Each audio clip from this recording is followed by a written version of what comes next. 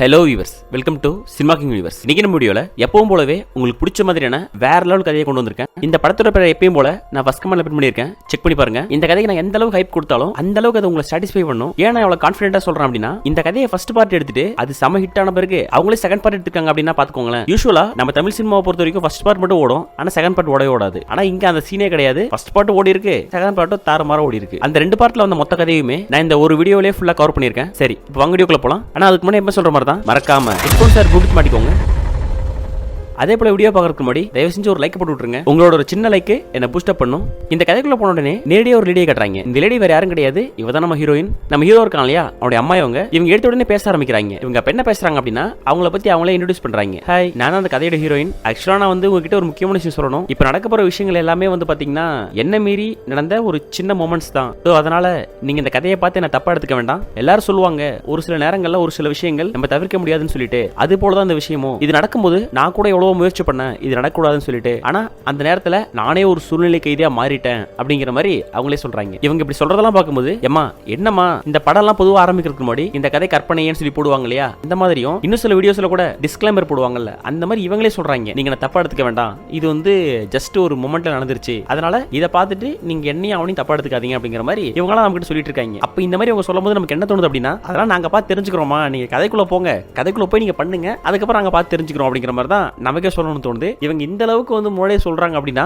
கதை எந்த அளவுக்கு அங்க ஹைப் ஆகி ஹிட் ஆயிருக்கும் அப்படிங்கறத பாத்துக்கோங்க. இவங்க சொல்லி முடிச்சுட்டு, சரி இப்ப அந்த மொமெண்ட்டை உங்களோட நான் ஷேர் பண்ண ஆசைப்படுறேன். அன்னைக்கு ஒரு நாள் அப்படின்னு சொல்லி ஆரம்பிக்கிறாங்க. அந்த கதைக்குள்ள போனா நம்ம ஹீரோன் இருக்கா இல்லையா, அவ இங்க ஒரு இடத்துல வேலை செஞ்சுட்டு இருக்கா. அவங்க புருஷன் அப்ராட்ல இருக்காப்ல. இவங்க வேலை செய்யறா, என்ன பண்ணிட்டு இருக்கா அப்படின்னு சொல்லி முழுசா சொல்லல. இவன் இந்த சீன்ல வேலைக்கு ரெடியாகி கிளம்பிட்டு இருக்க இவன் பையன் இருக்கான் இல்லையா, அதாவது நம்ம ஹீரோ, அவன் அந்த இடத்துல போன் யூஸ் பண்ணிட்டு இருக்கான். அப்ப இவங்க சொல்றாங்க, செல்லம் சாப்பாடு செஞ்சு வச்சிருக்கேன், சாப்பிட்டுக்கோ, அது போக எப்ப பாரு போனே பாத்துட்டு இருக்காத, உனக்குன்னு சில வேலைகள் இருக்கும் இல்லையா, அதை நீ பண்ண ஆரம்பி, எப்ப பாரு போனே பாத்துட்டு இருக்க அப்படிங்கிற மாதிரி அவங்க சொல்றாங்க. அதுக்கு அவன் என்ன சொல்றானா, சித்தி அப்பா மாதிரி நீங்களும் பிளேடு போடாதீங்க, அப்பா தான் சும்மா அறுத்துக்கிட்டே இருப்பாரு, நீங்களும் சும்மா ஏன் அந்த மாதிரி பண்றீங்க அப்படிங்கிற மாதிரி சொல்ல, இல்லப்பா உன் நல்லதுக்காக தான் சொல்றேன், பாரு உங்க அப்பா வேற இப்ப இல்ல, அடுத்த வாரம் வந்துருவாரு, அப்புறம் அவர் திட்டினா உனக்கு நல்லா இருக்குமா, சோ அதனால நீ இப்பவே அதை மாத்திக்கோ ஏன் அப்படிங்கிற மாதிரி அவங்க சொல்றாங்க. ஆக்சுவலா நம்ம ஹீரோ இருக்கான் இல்லையா, அவனுக்கு இவங்க ரெண்டாவது அம்மா தான், ஐ மீன் சித்தி. நம்ம ஹீரோட அம்மாவுக்கும் அப்பாவுக்கும் டிவோர்ஸ் ஆயிருக்கும். சோ அதனால ஹீரோட அப்பா இவங்க ரெண்டாவது மேரேஜ் பண்ணிருக்காங்க. அதுக்கப்புறம் நம்ம ஹீரோ அங்கிருந்து சொல்லிட்டு போக இவனுக்கு ஒரு போன் வருது. ஹலோ சார், நாங்க இந்த மாதிரி சென்டர்ல இருந்து கால் பண்றோம், நீங்க ரெடியா, ஆக்சுவலி உங்க புக்கிங் கன்ஃபார்ம் ஆயிருக்கு அப்படிங்கிற மாதிரி சொல்ல, அதுக்கு உடனே நான் ரெடி தான், உங்க காலுக்காக தான் வெயிட் பண்ணிட்டு இருந்தேன், ஜஸ்ட் மினிட், நான் உடனே ஒரு ½ அன் அவர்ல வந்துறேன் அப்படிங்கிற மாதிரி இவன் சொல்றான்.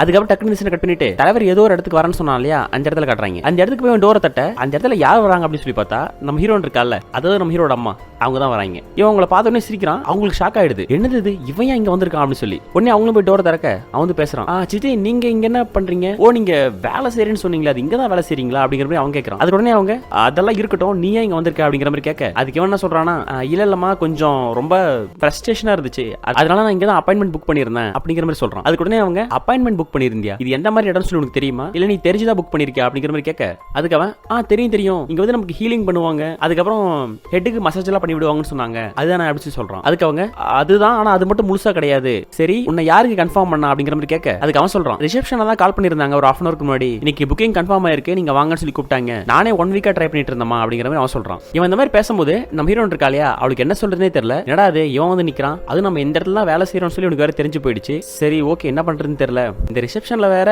எது என்னன்னு கேட்காம கன்ஃபார்ம் பண்ணிடுறாங்க, அது போக எனக்கு வேற யாரும் கிடையாது, நான் மட்டும் தான் இருக்கேன், இவனுக்கு போயிட்டு நான் பண்றதா அப்படிங்கிற மாதிரி அவங்க யோசிக்கிறாங்க. அதுக்கப்புறம் பார்த்தா உள்ள போய் உட்காந்துட்டு இருக்கான். இவனை பார்த்துட்டு சரி ஓகே எப்படியாச்சும் சமாளிப்போம், அதுக்கப்புறம் பாத்துக்கலாம் அப்படிங்கிற மாதிரி கிட்ட போறாங்க. அவங்க கிட்ட போய் பேச ஆரம்பிக்கிறாங்க. என்ன சொல்றாங்கன்னா, இங்க பாருப்பா இன்னைக்கு பிளான் கேன்சல்டு, சோ நீ என்ன பண்ற அப்படின்னா ரிசப்ஷன்ல கேட்டுட்டு நீ நாளைக்கு பண்ணு, இன்னைக்கு யாரும் அவைலபிள் கிடையாது, நான் மட்டும் தான் இருக்கேன் அப்படிங்கிற மாதிரி அவங்க சொல்றாங்க. அதுக்கு உடனே அவன், சித்தி முதல்ல அதை பத்தி தான் பேசணும், உட்காருங்க, நீங்க இந்த இடத்துல வேலை செய்யறீங்கன்னு சொல்லி யாருக்குமே தெரியாது, அப்பாவுக்கு தெரியுமா அப்படிங்கிற மாதிரி சொல்றான். அவங்களுக்கு தெரியணும் இவங்களுக்கு தெரியணும் சொல்லி எந்த அவசியமும் கிடையாது, இப்ப அவர் கூட ஒர்க் பண்றாரு, ஆனா என்னென்ன ஒர்க் பண்றாரு என்ன டீடைலிங் சொல்லி எனக்கு ஃபுல்லா தெரியாது இல்லையா, ஒர்க் பண்றாங்க அப்படிங்கிறது மட்டும் நமக்கு தெரியும். அதே போலதான் நான் படிச்சு முடிச்சுட்டு பியூட்டி பார்லர் தான் ஃபர்ஸ்ட்ல இருந்து இருந்தேன், சோ அதுக்கு மேல இருக்கிற கோர்ஸ் முடிச்சுட்டு தான் நான் இங்க வந்திருக்கேன், இதுல ஒண்ணுமே இல்லையே, இது ஜஸ்ட் கேஷுவல் தானே அப்படிங்கிற மாதிரி அவங்க சொல்றாங்க. அதுக்கு உடனே அவன், ஆமா கேஷுவல் தான், அப்புறம் நீங்க அதை சீரியஸா எடுத்துக்கிறீங்க, நான் கஸ்டமரா இங்க வந்திருக்கேன், நீங்க அந்த தாட்ல பாக்கலாம் இல்லையா, அதை விட்டு நீங்க கேன்சல் பண்ணீங்க அப்படின்னா எப்படி இருக்கும், நான் 1 வீக்கா ட்ரை பண்ணிட்டு இருக்கேன் அப்படிங்கிற மாதிரி அவன் சொல்றான். அதுக்கு உடனே அவங்க, சரி ஓகே ஃபைன், இப்போ ஒன்னும் இஷ்யூ கிடையாது, இல்லாட்டி நீ வெயிட் பண்ணு, எனக்கு தெரிஞ்சு நம்ம டீம்ல ஒருத்தங்க இருக்காங்க, ஆனா அவங்க லீவ் வேற சொல்லிருக்காங்க, அதை என்ன பண்றது எனக்கு தெரியல,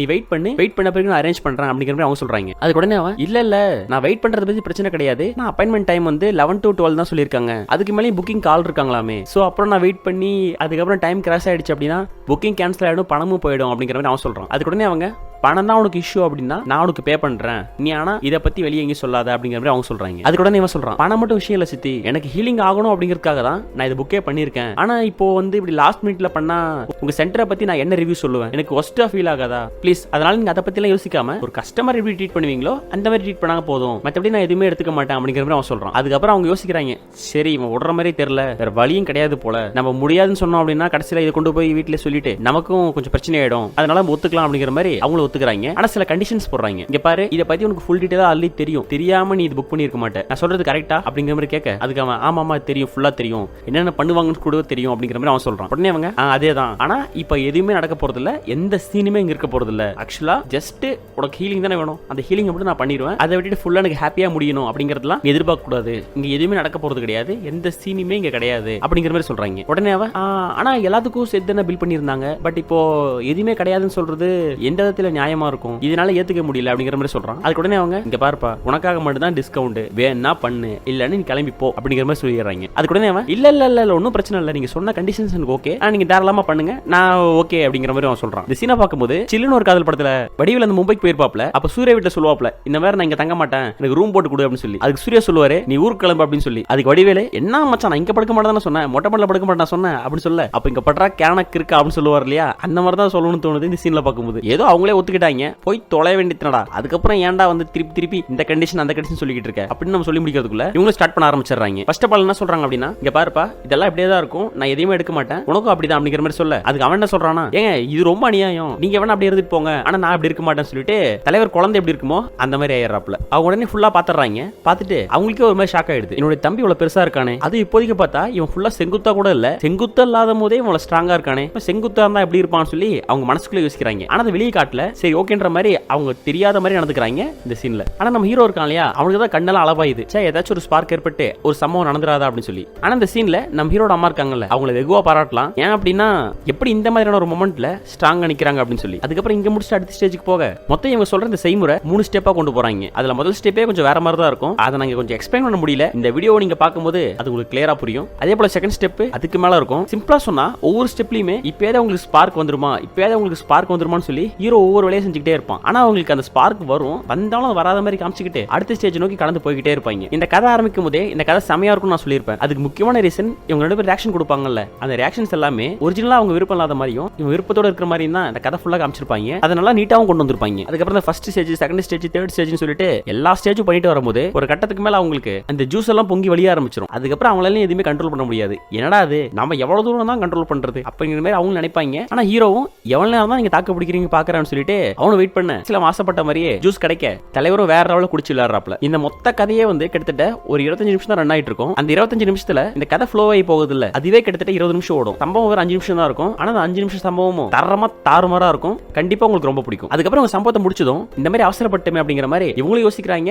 அந்த பையன் இருக்கான் அவன் யோசிக்கல, அவனுக்கு இந்த மாதிரி நடந்தது ஹாப்பி தான். அதுக்கப்புறம் மறுபடியும் 2 பேரும் அவங்கள மீறி அந்த ஸ்டேஜுக்கு போக இந்த கதையை அப்படியே முடிச்சிடுறாங்க. இதான் பார்ட் 1ஓட மொத்த கதை. அடுத்து பார்ட் 2 குள்ள போனா 2 வருஷம் கழிச்சு காட்டுறாங்க. 2 வருஷம் கழிச்சு நம்ம ஹீரோட அம்மா இவங்க 2 பேருமே வெயிட் போட்டுக்கிறாங்க. இந்த சீன்லயே நம்ம ஹீரோட அம்மா இருக்காங்கல்ல, அவங்க யாருக்கோ கால் பண்றாங்க. யாருக்கிட்ட கால் பண்றாங்கன்னு சொல்லி பார்த்தா வேற யாருக்கும் கிடையாது, நம்ம ஹீரோ இருக்காங்க அவனுக்கு தான். அவனுக்கு ஃபோன் பண்ணி என்ன சொல்றாங்க அப்படின்னா, செல்லம் நீ எப்படி இருக்க, உங்க அப்பா எப்படி இருக்காரு அப்படிங்கிற மாதிரி கேட்க அதுக்கு அவன் சொல்றான், நல்லா இருக்காங்க சித்தி, நீங்க எப்படி இருக்கீங்க, உங்க வீட்டுல எல்லாரும் நல்லா இருக்காங்களா, ஆமா உங்களோட நியூ ஹஸ்பண்ட் எப்படி இருக்காரு அப்படிங்கிற மாதிரி அவங்க கேட்கறான். ஆக்சுவலா நம்ம ஹீரோயின் இருக்கால, அவன் நம்ம ஹீரோட அப்பாவும் டிவோர்ஸ் பண்ணிருப்பா, இப்ப வேற ஒருத்தரோட கமிட்மெண்ட்ல இருக்கா. இவங்க ஏன் டிவோர்ஸ் பண்ணாங்க, என்ன ஆச்சு உங்களுக்குள்ள அப்படிங்கிற டீடைல்ஸ் எல்லாம் ஃபுல்லா எதுவும் காட்டல. டிவோர்ஸ் ஆயிடுச்சு, இவங்க வேற ஒரு லைஃப்ல அவங்க இருக்காங்க, இவங்க தனியா இருக்காங்க அப்படிங்கறத மட்டும் தான் இப்ப காட்டுறாங்க. அப்ப உங்க போன் என்ன சொல்றாங்க அப்படின்னா, இல்ல உன்னை பார்த்து ரொம்ப நாள் ஆயிடுச்சு இல்லையா, கிட்டத்தட்ட ஒரு 1 இயர் ஆயிடுச்சு, இந்த ஒரு வருஷத்துல என்ன பத்தி நீ யோசிச்சு அப்படிங்கிற மாதிரி கேட்க அதுக்கு எவனா சொல்றானா, சித்தி உங்களை பத்தி யோசிக்காம இருக்க முடியுமா, ஆக்சுவலா நீங்க இங்க இருந்து போகும்போதே எனக்கு ரொம்ப கஷ்டமா இருந்துச்சு, இந்த டிவோர்ஸ்ல அப்பாவுக்கு விருப்பம் இருக்கோ இல்லையோ, ஆனா எனக்கு சுத்தமா விருப்பமே இல்ல, நீங்க இங்கே இருக்கணும்னு சொல்லி தான் ஆசைப்பட்டேன். அதுக்கப்புறம் சரி நீங்களும் பெரியவங்க, உங்க லைஃப் நீங்க தான் தீர்மானிக்கணும், உங்களுக்கு என்ன கஷ்டமோ கவலையோ அது எனக்கு தெரியாது இல்லையா, அதனால உங்க லைஃப் உங்க கையிலன்னு சொல்லிட்டு நான் விட்டுட்டேன், பட் நீங்க எனக்கு கால் பண்ணுவீங்கன்னு சொல்லி நினைச்சு கூட பார்க்கல அப்படிங்கிற மாதிரி இவன் சொல்றான். அதுக்கு அவங்க என்ன சொல்றாங்கன்னா, நான் முக்கியமா உனக்கு எது கால் பண்ணு சொல்லி தெரியுமா, நம்ம 2 இயர்ஸ்க்கு முன்னாடி ஒரு சம்பவம் நடந்துச்சு இல்லையா அப்படிங்கிற மாதிரி சொல்ல அதுக்கு உடனே ஆமாமா சித்தி ஆமா அன்னைக்கு நடந்தது கொஞ்சம் அப்படி நடந்துக்கூடாது தான், பட் அது நம்மள மீறி நடந்துருச்சு அப்படிங்கிற மாதிரி அவன் சொல்றான். அதுக்கு இவங்க என்ன சொல்றாங்கன்னா, ஆனா அப்போ வந்து பாத்தீங்கன்னா நான் உனக்கு சித்தியா இருந்தேன், சோ அதனால சம்பவத்தை வந்து சரியா பண்ண முடியல, அது உனக்கே நல்லா தெரியும், அதை கூட விடு, அது கூட பெரிய விஷயம் கிடையாது, ஒரு கஸ்டமருக்கு ப்ராப்பரா வந்து ஹீலிங் கொடுத்துருக்கணும், ஆனா நான் ஹீலிங்கும் கொடுக்கல, எதுவுமே பண்ணல, சோ இது வரைக்கும் என்னோட சர்வீஸ்ல நான் இந்த மாதிரி அரையும் குறையுமா வேலை செஞ்சதே கிடையாது, கரெக்டா பர்ஃபெக்டா தான் வேலை செஞ்சிருக்கேன், நான் கம்மியா ஒர்க் பண்ணதே உன் கூட மட்டும்தான். சோ அதனால தான் எனக்கு அதை பத்தி யோசனையா இருந்துச்சு. இப்போ முதல்ல என் லைஃப்ல இருந்த ரெஸ்ட்ரிக்ஷன் மாதிரிலாம் இப்ப கிடையாது. நான் ஃப்ரீடம் தான். உனக்கு ஓகேன்னா சொல்லி நான் புக்கிங் கன்ஃபார்ம் பண்றேன் அப்படிங்கிற மாதிரி அவங்க சொல்றாங்க. உடனே அவன் என்னடா அது புக்கிங் கன்ஃபார்ம் பண்றாங்களா, அது இவங்களோட யான்னு சொல்லிட்டு தலைவர் ரொம்ப ஆரவாரமாயிடுறான். அதுக்கு உடனே அவன் கன்ஃபார்மா புக் பண்ணிடுங்க, ஒரு பிரச்சனையும் கிடையாது, நான் உடனே வரேன், ஐ ஆன் தி வே அப்படின்னு சொல்லிட்டு தலைவர் பறந்து போறாப்ல. போன பிறகு ரெண்டு பேரும் பேச ஆரம்பிக்கிறாங்க. அப்புறம் எப்படிடா இருக்க, சாப்பிட்டியா ஃபர்ஸ்ட் அப்படிங்கிற மாதிரி கேட்க, அதுக்கு இவனும் நான் சாப்பிட்டேன், நீங்க எப்படி இருக்கீங்க, ஆமா என்ன சித்தி வெயிட் போட்டீங்க அப்படிங்கிற மாதிரி சொல்ல, அதுக்கு உடனே அவங்களும் சொல்றாங்க ஆமாமா நீ வெயிட் போட்ட போல தெரியுது, அப்ப நான் வெயிட்ல இல்லைன்னு சொல்லி ஹாப்பியா இருக்கீங்க ரெண்டு பேரும் அப்படிங்கிற மாதிரி அவங்க சொல்றாங்க. அதுக்கு உடனே அவன் ஐயோ அப்படிலாம் கிடையாது, அப்பெல்லாம் எந்த ஹாப்பியும் இல்ல, இப்ப நீங்க கால் பண்ணீங்க இல்லையா அப்பதான் கொஞ்சம் ஹாப்பியா இருக்கு, நீங்க கன்சிடர் பண்ணி கால் பண்ணதே எனக்கு ரொம்ப ரொம்ப ஹாப்பி அப்படிங்கிற மாதிரி அவன் சொல்றான். உடனே அவங்க சரி ஓகே நான் போன்ல சொன்னேன் இல்லையா அதான் அதனாலதான் ஆக்சுவலா இது வரைக்கும் என்கிட்ட வந்து எல்லாருமே ரொம்ப ஹாப்பியா தான் போயிருக்காங்க, ஆக்சுவலி நீ ஹாப்பியா தான் போயிருக்க, பட் இருந்தாலுமே அன்னைக்கு நடந்த ஃபுல்ஃபில்மெண்ட் உனக்கு எப்படின்னு தெரியல, எனக்கே கூட ஃபுல்ஃபில் ஆகல. ஒரு சர்வீஸ் ஒருத்தங்களுக்கு நம்ம பண்ணி தரோம் அப்படின்னா அதில் நமக்கே ஒரு சாட்டிஸ்ஃபை வேணும் இல்லையா, அந்த சாட்டிஸ்ஃபேக்ஷன் எனக்கும் கிடையாது அப்படிங்கிற மாதிரி அவங்க சொல்றாங்க. அதுக்கு சொல்றான் உண்மையா சொல்லிட்டுங்களா, நீங்க தான் ஒரு ப்ராப்பரான ஒர்க்கர், நிறைய பேர் யாருமே இது ஒரு கமிட்மெண்டாவோ இது ஒரு ஃபேஷனாவோ எடுத்து பண்ண மாட்டாங்க, ஆனா நீங்க அப்படி இல்ல, இந்த வேலையை நீங்க ரசிச்சு பண்ணிட்டு இருக்கீங்க, அதனால மட்டும்தான் உங்களுக்கு இந்த மாதிரிலாம் தோணுது அப்படிங்கிற மாதிரி அவன் சொல்றான். ஏன்டா டேய் சரி வளவளன்னு பேசிட்டு இருக்காதீங்கடா, சம்பவத்தை ஆரம்பிங்கடா அப்ப நம்ம சொல்லி முடிக்கிறதுக்குள்ள அதுக்கப்புறம் சொன்னதுக்கு ஏற்ற மாதிரியே அவங்க சம்பவத்தை ஆரம்பிச்சிடுறாங்க. எப்படி போன பார்ட்ல அங்கங்க ஸ்டெப் போர்டு மாதிரி தாங்கிட்டு இருப்பாங்க இல்லையா, இங்க அந்த சீனே கிடையாது, எடுத்த உடனே க்ளீன் போல்டு தான், சும்மா வேற லெவல்ல மேட்ச் ஆடுறாங்க. டைரக்டர் நினைச்சிருப்பார் போல இந்த பார்ட்ல கம்மியா எடுத்துட்டோம் அதுக்கே செம ஹிட் ஆயிருக்கு, அடுத்த பார்ட்ல சும்மா தாறுமாறா வச்சு செய்வோம் அது இன்னும் பயங்கரமா ஹிட் கொடுக்கும்னு சொல்லிட்டு அதுக்கேற்ற மாதிரி தான் ஃபர்ஸ்ட் பார்ட்ல எங்கெல்லாம் அவங்க மிஸ் பண்ணாங்களோ அதெல்லாம் செகண்ட் பார்ட்ல ஃபுல்ஃபில் பண்ணி நம்மளையும் ஹாப்பியா ட்ரை பண்ணிருக்காங்க. அதுக்கப்புறம் நான் சொல்லவே தேவையில்ல, அடுத்தடுத்த ஒரு சம்பவங்கள் எல்லாமே சும்மா தாறுமாறா வேற லெவல்ல இருக்கும். இது நீங்க எந்த ஆங்கிள் பார்த்தாலும் சரி கண்ட்ரோல் பண்றது கண்டிப்பா ரொம்ப ரொம்ப கஷ்டம் தான். ஃபர்ஸ்ட் கதை போல இந்த கதை ரொம்ப சின்னசா இருக்காது, கிட்டத்தட்ட 40 நிமிஷம் ரன் ஆகும். அந்த 40 நிமிஷமே உங்களுக்கு செம விருந்து இருக்கும். அதுக்கப்புறம் ஒரு வழியா அவங்க சம்பவத்தை முடிக்க இப்பதான் ரொம்ப ரொம்ப ஹாப்பியா இருக்கேன், உனக்கும் ஹாப்பி ஆயிடுச்சுன்னு நினைக்கிறேன், சரி ஓகே எனக்கு எப்பனா தோணுச்சுன்னா நான் கூப்பிடுறேன் நீங்க வா அப்படிங்கிற மாதிரி அவங்க சொல்ல, அதுக்கு இவனும் கண்டிப்பா சித்தி கண்டிப்பா அப்படிங்கிற மாதிரி சொல்ற மாதிரி காமிச்சு இந்த கதையை அப்படியே முடிச்சிடறாங்க. ஓகே ஃப்ரெண்ட்ஸ், இந்த வீடியோ உங்களுக்கு பிடிச்சிருந்தா லைக் பண்ணுங்க, சப்ஸ்கிரைப் பண்ணுங்க, இந்த கதை எப்படி இருந்துச்சு அப்படின்னு சொல்லி உங்களோட கருத்தை கமெண்ட் பாக்ஸ்ல போட்டு விடுங்க. அடுத்த வீடியோல வேற ஒரு தரமான கதையை உங்களை சந்திக்கிறேன். டேக் கேர் ஃப்ரெண்ட்ஸ், பாய்.